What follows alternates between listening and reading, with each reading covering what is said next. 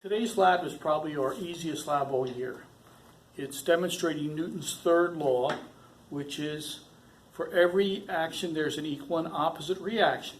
We can shorten that to say F equals minus F. Force in one direction equals the force in the other direction.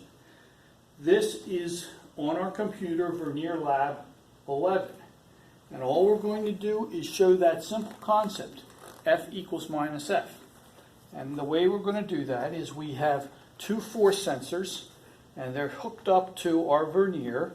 We're going to put them together, and we're going to pull on them. So we're going to have force going this way, force going that way. And then we're going to measure on the computer the positive force and the negative force. One will be in blue, one will be in red. What we're going to do is we're going to run 6 different trials. We're going to have a normal pull of force versus force. We're going to look at the graph and see what it looks like. Then we're going to see if the medium matters. We're going to take just a simple piece of string. We're going to tie the string to both ends of the force sensors, and we're going to pull on it again. And so we're going to see what the graph looks like.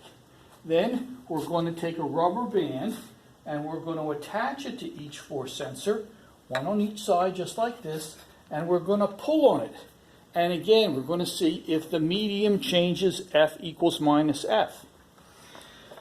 Then what we're going to do is we're going to do the first case in a different manner. We're going to put both force sensors together, but this time instead of pulling on them, we're going to push on them.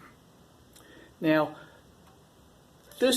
that doesn't work as effectively unless you use a rod. So what we need to do is, it's a little bit smaller than this, get a metal rod, and we attach the metal rod to each one of the force sensors.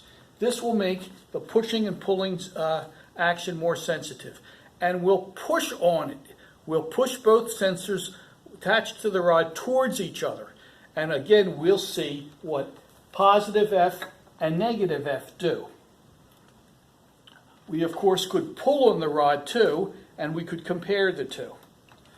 And then our final step will be to take a long piece of string, disconnect one of the force sensors, attach a string to the other force sensor, attach the other end of the string to the leg of this table, attach it like so, and then just pull on the leg with one sensor activated and see what we get.